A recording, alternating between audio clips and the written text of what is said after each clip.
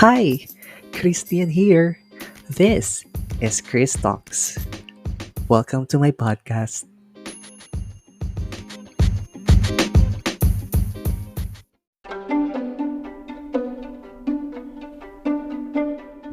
Hi guys, this is Christian and welcome back to my podcast, Chris Talks. And I'm here with my co-financial advisors and certified investment advisors, JP and VJ. Hi.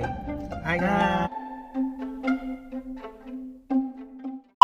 So we're here inside my car and we're going to talk about our life as a financial advisor, the perks and benefits, the good things about being a financial advisor, and what is it for you if you join us on our journey to be a financial advisor.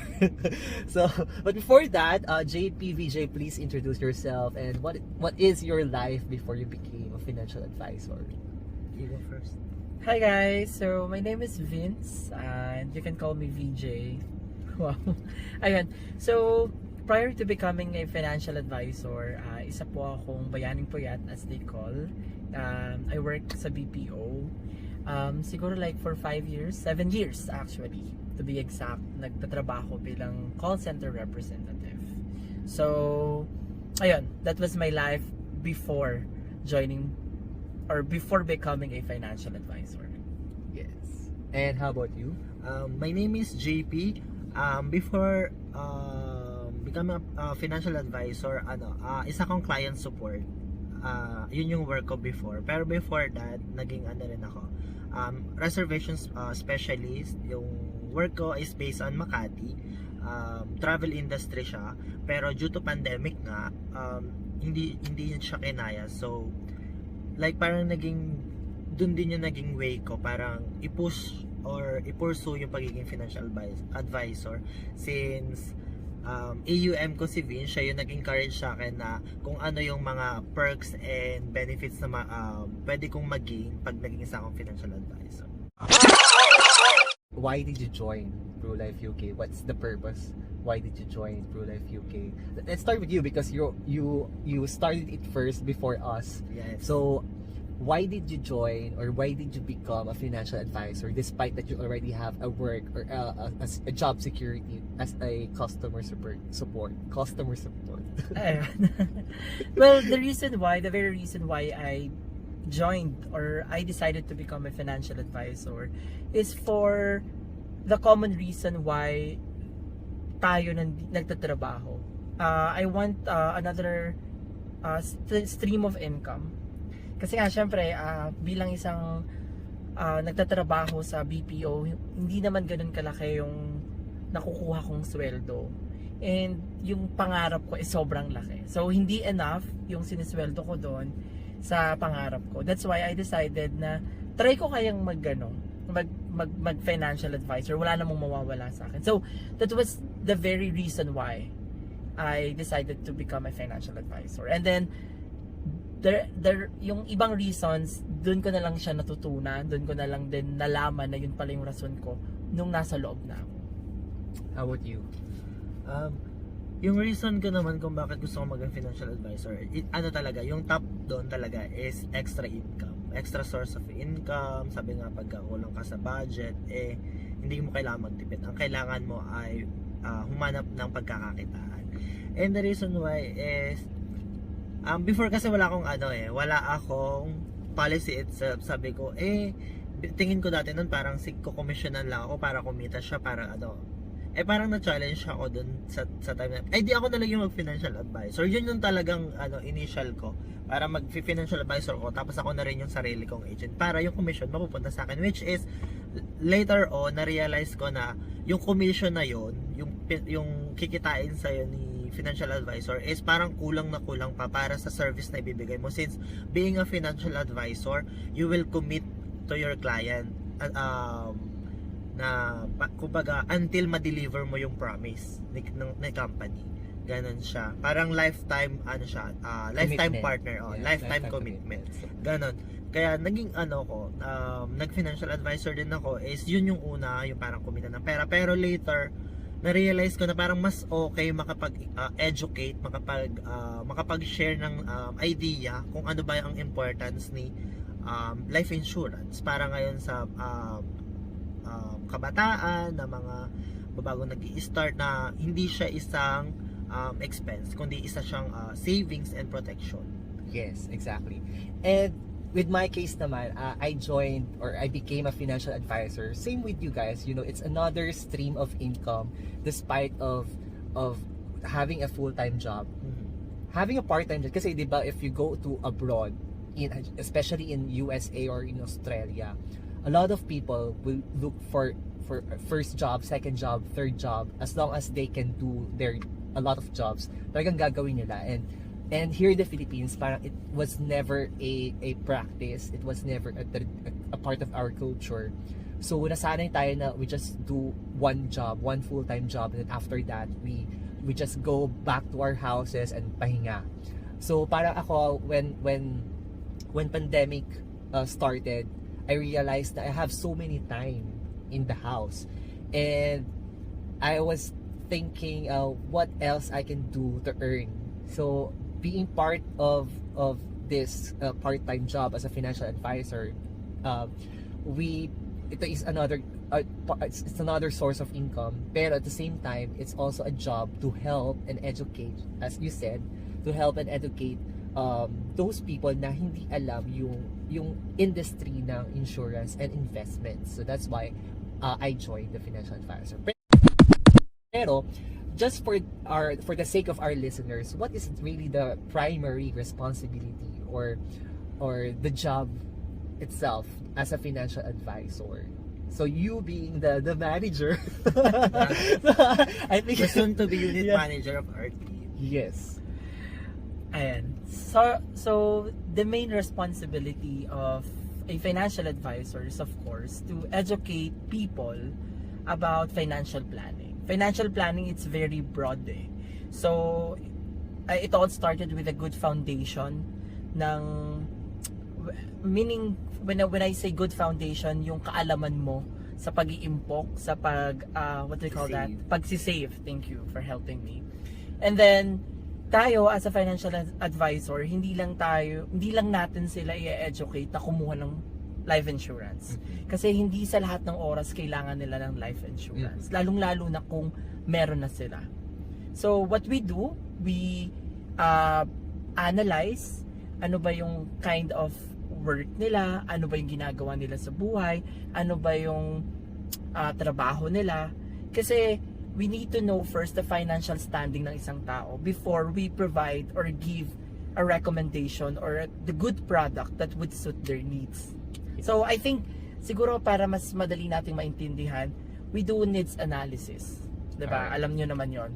So based on the needs analysis, for the benefit of our listeners, needs analysis, it is a way wherein, or it's a process wherein we identify kung ano ba yung needs ng isang tao. So doon papasok magkano yung kinikita niya, magkano yung ginagastos niya every month or a monthly basis, magkano din yung savings niya kung meron na, and magkano ba yung gusto niyang makuha in the future. So basically yun yung mga variables that we need in order for us to provide and to know pala kung ano ba yung kulang pa sa kanila.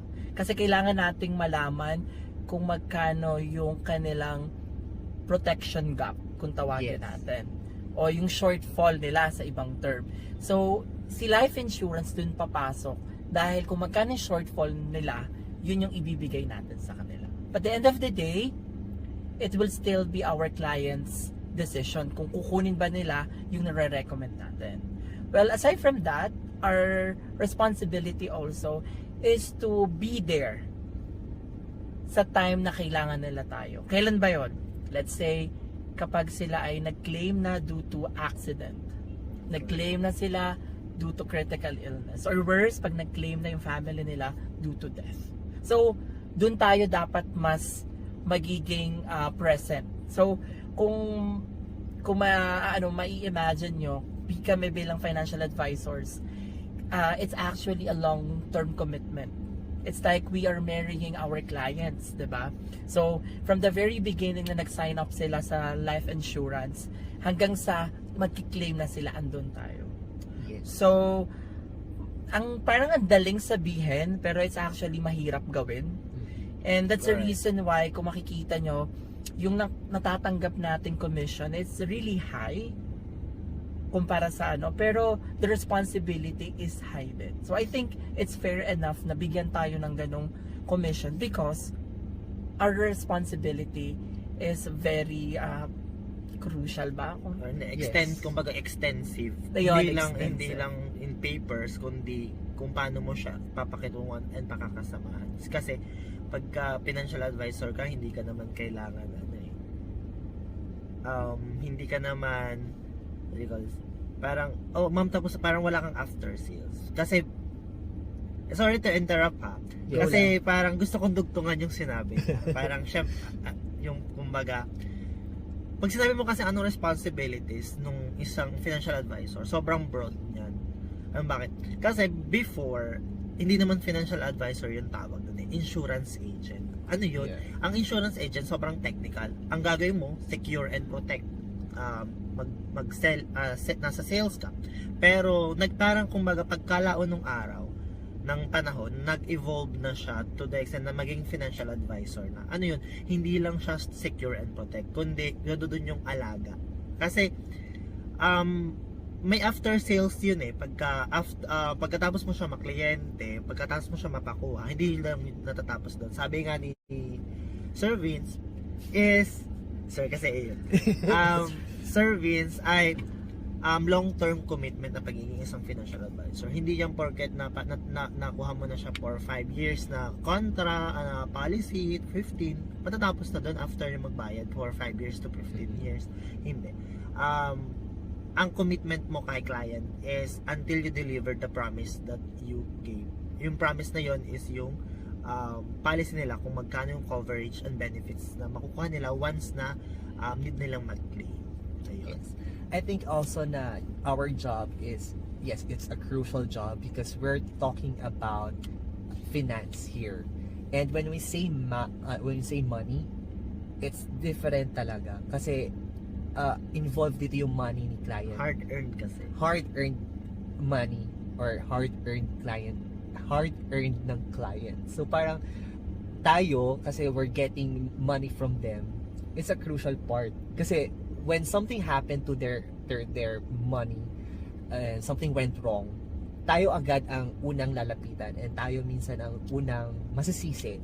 Tayo Diba? yung mga first line. Yes, we're the first line, we're the frontliners when it comes to financial planning, as they said.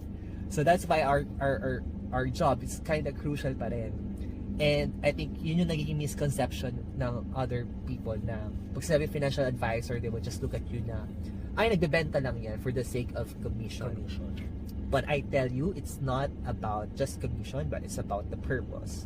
And what is it our job talaga all about? And I think this platform right now, talking it here in podcast, it is to educate our listeners what is it really about our job and what is it for you as a perception ng client and listeners, diba? To add up lang, kumbaga, once you join us, ang pagiging financial advisor, hindi lang iikot doon na parang magbebenta ka, hindi. Makakamit ka rin ng iba't ibang klaseng tao kung paano mo sila i-handle. Tapos, kung paano mo din sila i-educate. Kasi nandoon yung parang fulfillment, sense of fulfillment. Kasi once na na-educate mo siya or na-realize niya yung idea at importance ng insurance, doon mo masasabi na isa pala akong effective na financial advice. Yes. Hindi naman, I'm not saying na hindi porke na hindi siya kumuha, hindi ka effective, no. Somehow meron siyang realization na kailangan niyang kumuha ng life insurance.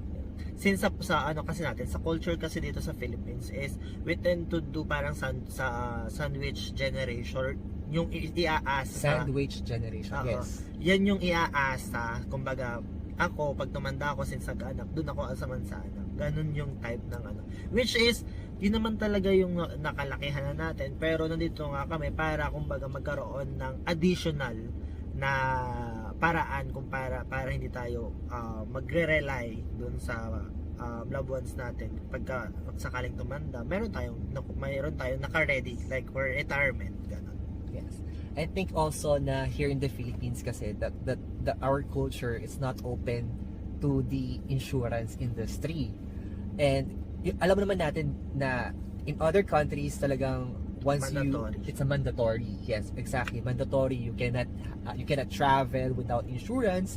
You cannot own a property without insurance. You cannot loan without insurance. It's really a mandatory in other countries. Pero here in the Philippines, it's not really a big deal, diba? So that's why we financial advisors, we are here to parang open the minds of our clients or our prospects and turn them into our leads. Kasi kailangan nilang malaman what's the real purpose of getting an insurance. And it's not just for you to save money for your loved ones when something happened to you, but it's really giving you an insurance para the bank can give you loan. Or like collateral. Yes, travel agency will give you the itinerary. I mean, it's like a security na parang if something happened to you, Mayroon kang may mananagot Yes. or merong susupport in case of emergency. Yes, in case of emergency, someone will support financially. So that's the main purpose of getting an insurance. And yun ang purpose namin as a financial advisors. We analyze the needs of the clients. Okay. Alright, so moving on, ito na yung pinaka-iniintay ng mga listeners natin.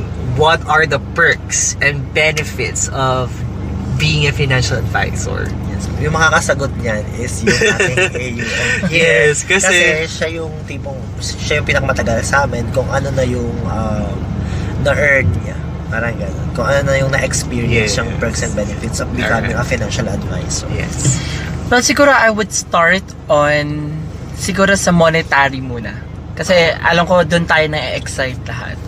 Well, for the monetary thing, we are being paid through our commissions. So kung magkano yung effort na napasok mo, it will be compensated through commission. So you can earn as much as 45%, diba? Na commission rate. It will depends on the product na ibebenta mo. Well, aside from that is that we also have quarterly bonuses, incentives, and if sobrang galing mo talaga, you can be part of the qualifiers for local and international travel incentives. So the question there is, paano kung during the pandemic we cannot go out, hindi natin magagamit? So pwede po siyang it is convertible to cash. So yun yung kagandahan doon, diba? Yes. Kung tatanungin, wala pa po ako nakuhang ganon. But since we're talking about traveling naman na here, and this is, I think, one of the perks of being a financial advisor is you can work anywhere you want. So as long as you're in the Philippines. Why in the Philippines? Because you are not allowed to sell life insurance outside of the Philippine soil. Okay. So, even the client should be in the Philippines. So, kung pwede yung mga Zoom natin, the technology that we have right now is very useful kasi nakakapag close pa rin tayo ng deal or ng sale even using Zoom lang. Yes. So yun nga, mabalik tayo dun sa you can work anywhere in the Philippines because I have a first-hand experience doing that. I went out of ano ba tawag dyan? Region. Out of region ba yung tawag? Out of town. Out of town, sorry. Region siya kasi sa sa Mindanao. Okay. So I went to Siargao and stayed there for almost 3 months. And not just in Siargao, I went to Davao, Cebu, and even in Boracay. So the reason why I'm telling you this, it's because literally you can go anywhere you want. You just have to bring your iPad, your gadgets, laptop, and your cell phone, of course, and internet connection. Internet connection. So basically, ganun lang siyang kadali. Aside from that is the benefit of meeting new people.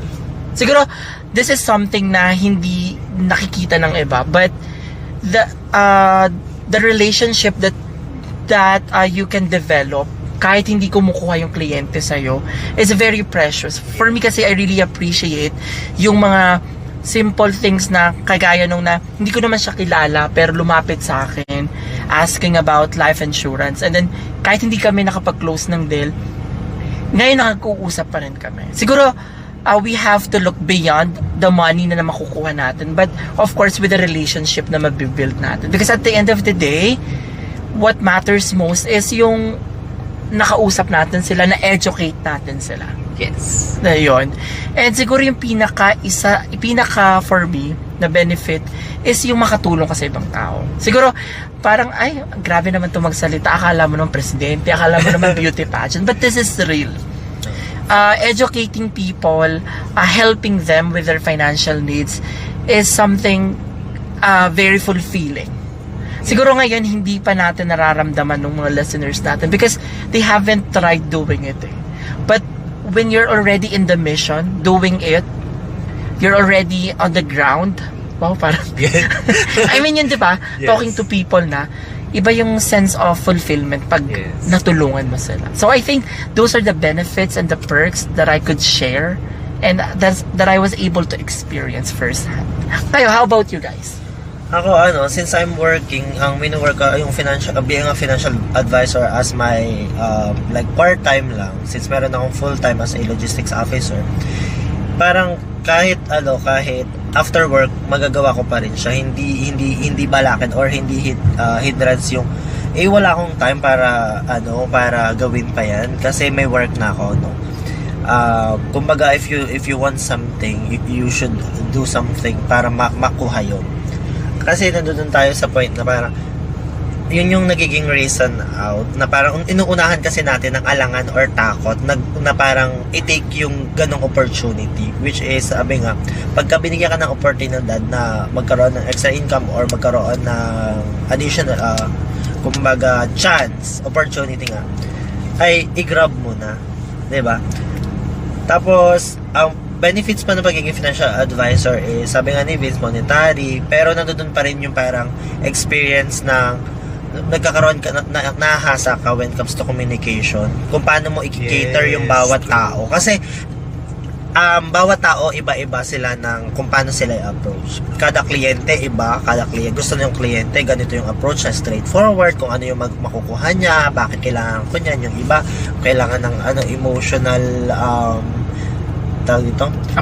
Approach, yes, correct.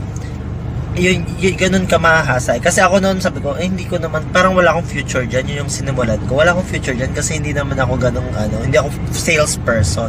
Pero, nawala yun. Kasi masyado pinangunahan. Oo. Tas nawala din yun nung nabago yung pananaw ko sa pagiging financial advisor. My purpose now is to educate. Wow, teacher. Yes.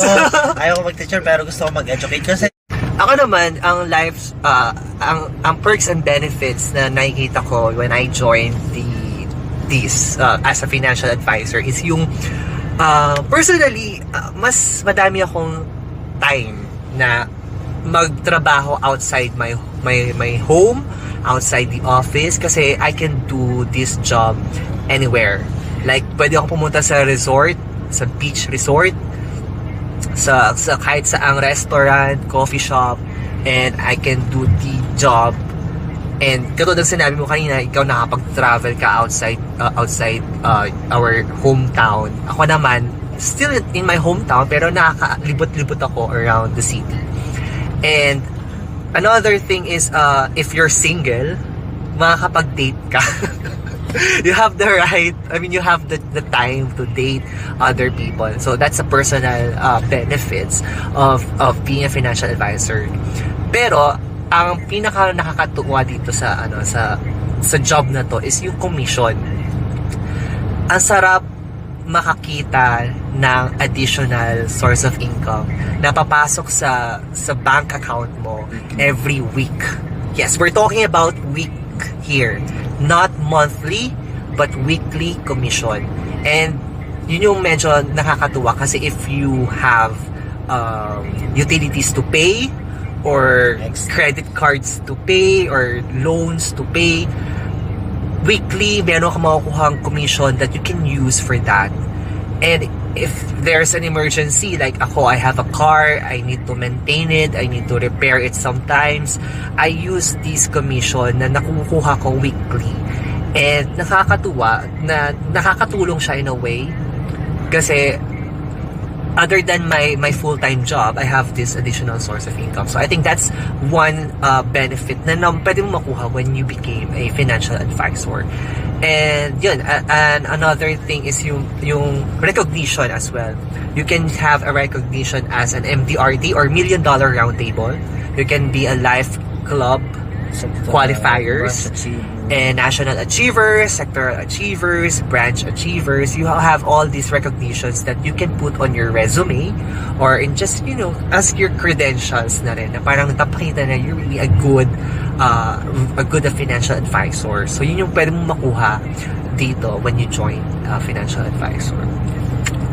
Ayan. So, to add up lang, no, in case na you chose to join sa amin, especially sa team namin, small wins, kahit maliit lang yan, sineselebrate pa rin yan at nare-recognize yan ng buong team. Kahit hindi mo man, kumbaga, kasi malalaki na yung yung mga branch achievers, sectoral, yung DRT. Pero sa amin, kumbaga, meron kaming, parang yung camaraderie ng team namin is, maganda talaga kahit maliit lang yung maliit lang yung pinasok mo, malaki, maliit, pantay-pantay lang yung mare-recognize. Yes. Ganun, binibigyan ng importance kahit by true recognition ang bawat isa. Yes. And we love to go out together as a team, coffee shop or have a dinner outside kasi small wins really is still a win, 'di ba? For not just for me but for the whole team. So yun. Ayan. So, before we end this, if you want to invite our listeners to join us on our team, you may now do so. This is our chance to invite everyone to join us and be a financial advisor. Well, to all the listeners ng podcast ni Christian, I would like to invite you guys to be part of our growing team, or should I say growing family. I'm very excited to see you guys na makakatulong sa amin sa pagbuo ng mission natin to educate more Filipino families and also to secure Filipino families. And aside from that, I would like to take this opportunity then to thank them. They're not just my agents, they are my friends then. And yun nga, at the end of the day, ang pinakamaganda mong mapupulot na aral dito is that aside from educating people about financial wellness and whatnot, yung mabubuo mong bond sa bawat isa. And I hope that all of you na nakikinig ngayon will be inspired and will be part of our team. Thank you po. Yes. And how about you, JT? Okay. Kasi sinabi niya na lahat. Sinabi ko na. Kumbaga, sige, i-add ko lang dito is yung pag nag-join kayo, hindi siya boring. Hindi boring yung pagiging financial advisor. Since we are here to support and to help, we are here to to share the experience.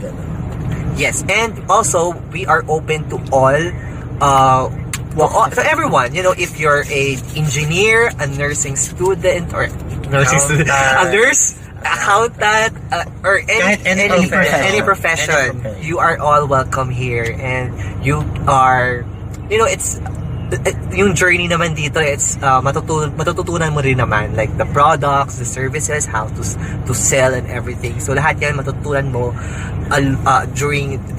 matutunan mo along the way, diba, as a financial advisor. Tapos din, kahit anong gender yan, we don't discriminate, we always support. And even race, if you're a Bisaya, Ilocano, Kapampangan, we accept that.